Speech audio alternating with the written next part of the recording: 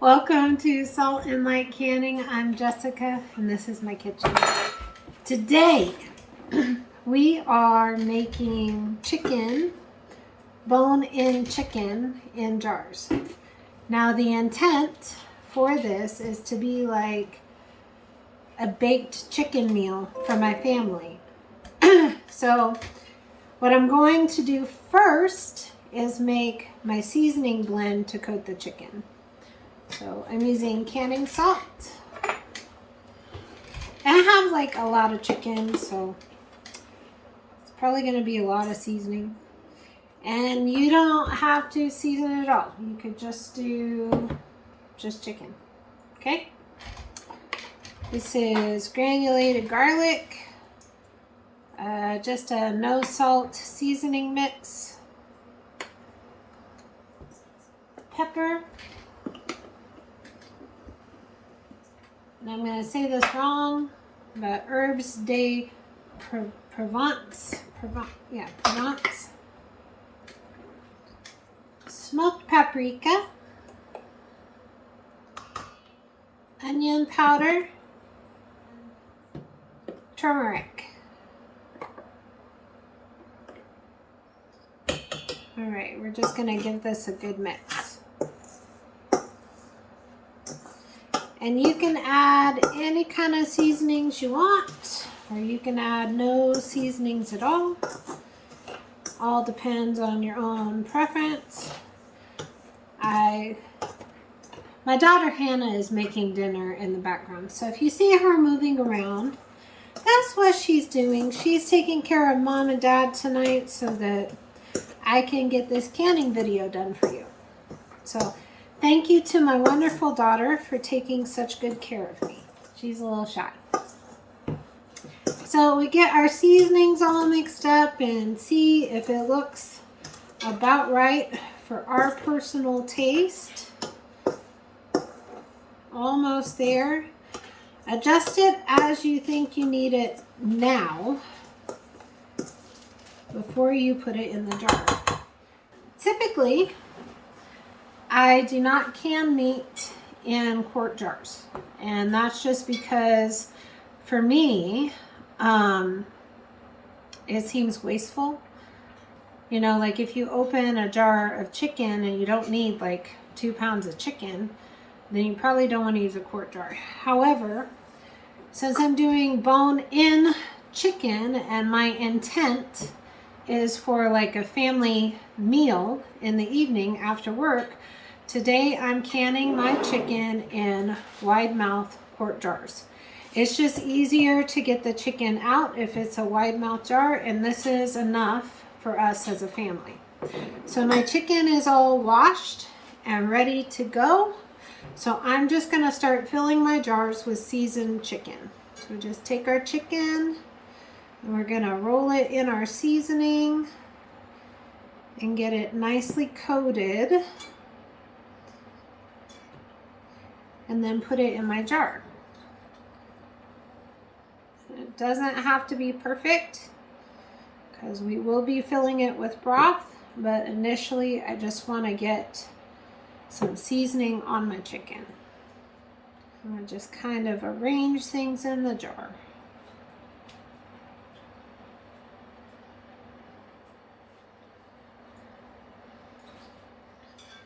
So typically with a pint jar you can fit about a pound of meat per pint jar, and with a quart jar you can fit about 2 pounds of meat.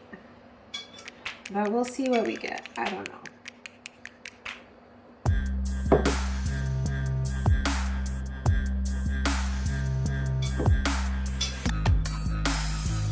Okay, I think that's all I'm going to get for that jar.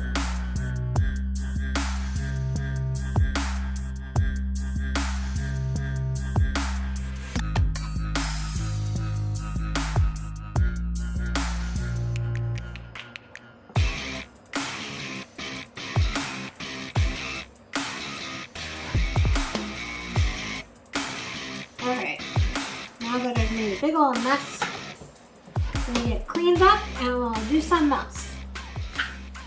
So my chicken is seasoned and in the jars. And technically, yes, we could stop right there and just put the lid on and stick them in the canner. However,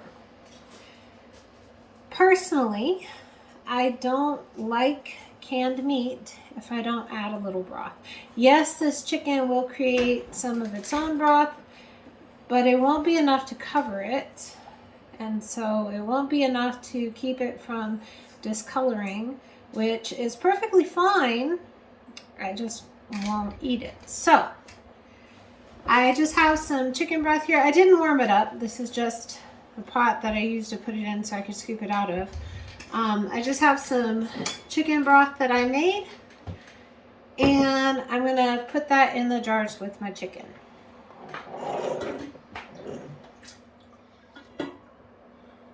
And debubble, which might be a little difficult with the chicken. Just do the best you can.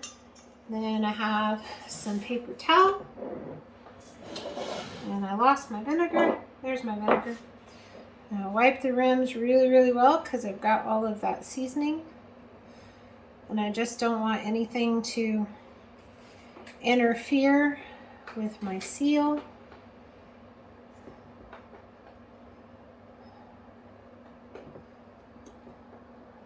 What a mess I made. That's all right. Looks delicious. I'm gonna put a lid on. I'm gonna line it up. And then just fingertip tight. So my fingers are turning and that's it. I'll do my next jar. The guidance for the National Center for Home Food Preservation in the past year has changed from 1 inch of headspace to 1 1/4 inch of headspace. Just do the best you can. At the end of the day, you have to feel confident in the product that you've made for your family. And I think these are going to be delicious and make our weeknights just a little bit easier.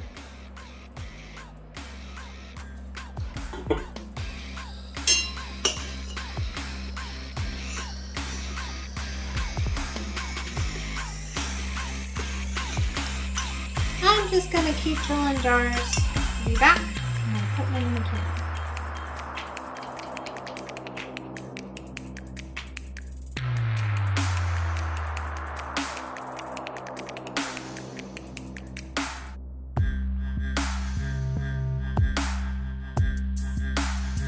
Wait, yes. Is that a go or a no go? Go. So my canners are full. And I have the appropriate amount of water and a splash of vinegar. That was a question that came up. You never want to run your canners dry. It can warp your canner, it can do all kinds of bad things, and then your canner's ruined and you can't use it anymore. So, and also you have to have liquid in your canner because that's what builds the pressure. So, I don't know. There's some sciencey answer. Read the manual that comes with your canner so that you put the right amount of water in it. Everything is cold because my chicken was cold, my broth was cold, so everything's cold. So we're going to turn on the heat. And we're going to put the lid on. We're going to let this come up to temperature. We're going to let it vent, which is with a steady stream of steam is coming out of right here. And right here, we're going to let them vent for 10 minutes. And that helps to equalize the pressure in your canner. After it vents, then I'm going to put the weight on. And I'm going to bring it up to 15 pounds of pressure because that's what's appropriate for my altitude. And for my altitude, for chicken with bones in it, it needs to process at 15 pounds of pressure for 75 minutes for quarts. Please check your altitude and see what's appropriate. So I'll be back when I'm taking them out of the canner. And I'm going to go clean up my mess.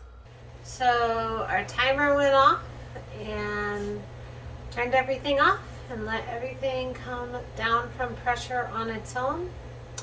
And after it did, then I cracked the lids just a little bit to let some of the steam out for a couple minutes, and then I've taken the lid off for a couple of minutes just to kind of let everything acclimate a little bit. We had some siphoning, but I still think everything's going to seal, and I'm not worried about it. So I'm going to take them out.